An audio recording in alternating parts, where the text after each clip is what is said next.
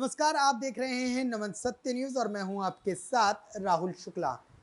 देश के कई मुद्दे ऐसे होते हैं जिस पर सुप्रीम कोर्ट को कई बार हस्तक्षेप करना पड़ता है और ऐसे में सुप्रीम कोर्ट को कई बार या तो सरकारों को फटकार लगानी पड़ती है या फिर एजेंसियों को।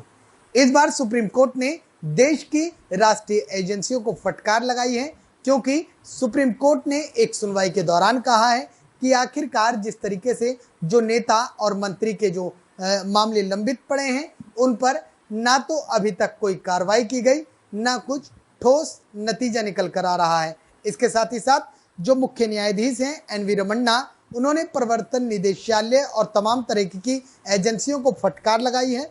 उन्होंने कहा है कि आखिरकार नेता और मंत्री के मामले में ये जो सुनवाई है, ये जो केस हैं, ये पूरे क्यों नहीं हो रहे हैं। लगभग 10 से 15 साल के पिछले कुछ मामले पड़े हुए हैं जो कि लगातार बढ़ते जा रहे हैं, लेकिन प्रवर्तन निदेशालय और इसकी तमाम अलग अलग एजेंसियां इस मामले में कुछ नहीं कर रही।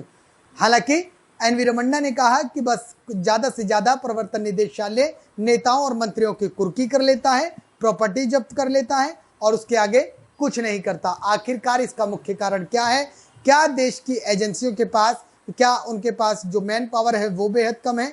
इसके साथ ही साथ सुप्रीम कोर्ट ने कहा है कि वो जानते हैं कि वो जो जिस तरीके से फिलहाल की स्थिति में एजेंसियों पर दबाव ज़्यादा है, क्योंकि फिलहाल देश का हर एक नागरिक अपने साथ घटी घटना की जांच सीबीआई से करवाने की मांग करता है। ऐसे में सुप्रीम कोर्ट एजेंसियों का मनोबल नहीं गिराना चाहता, लेकिन जो एजेंसियां हैं इनको इस मामले में जल्द से जल्द रिपोर्ट दाखिल करके इस मामले को ख़त्म करना होगा, क्योंकि मामला जो है वो जनप्रतिनिधियों से जुड़ा हुआ होता है और ऐसे में जो जनप्रतिनिधि होते हैं वो अपनी सत्ता का वो अपने बल का प्रयोग कर सकते हैं, दुरुपयोग कर सकते हैं। लिहाजा इस मामले में जल्द से जल्द सुनवाई करके इनके मामलों को ख़त्म किया जाए।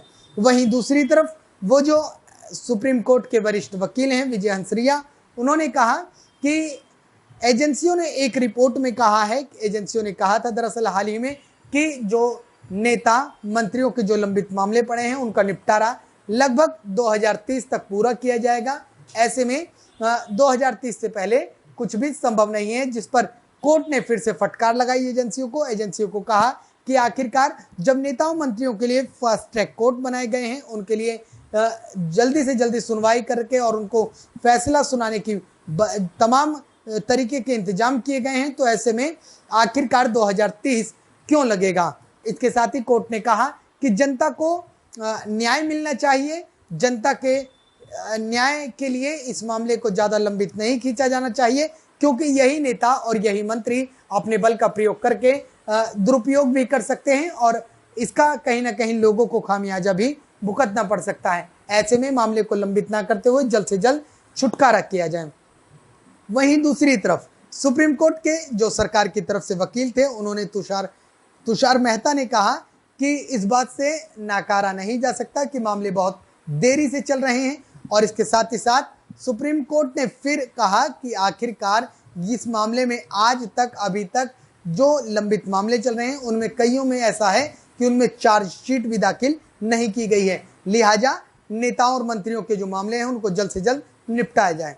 फिलहाल इस मामले में सुप्रीम कोर्ट ने एजेंसियों को जमकर फटकार लगाई है और कहा है कि अगर आप जल्द सुनवाई नहीं कर सकते तो फिर आपके बस के कुछ भी नहीं है। ऐसे में सुप्रीम कोर्ट ने यह भी कहा है कि आप क्या करते हैं, सिर्फ कुर्क करते हैं और कुर्क के अलावा कुछ नहीं कर पाते। बहरहाल सुप्रीम कोर्ट के आदेश के बाद देखना होगा कि जो एजेंसियां हैं वो इस मामले में क्या कुछ कार्रवाई करती हैं और कितनी जल्दी नेता और मंत्रियों के मामले में सुनवाई होती है। अगर आपको हमारी ये वीडियो पसंद आ रही है तो इसको लाइक करें, शेयर करें, सब्सक्राइब करें और कमेंट करके बताएं कि आपको हमारा ये वीडियो कैसा लगा। धन्यवाद।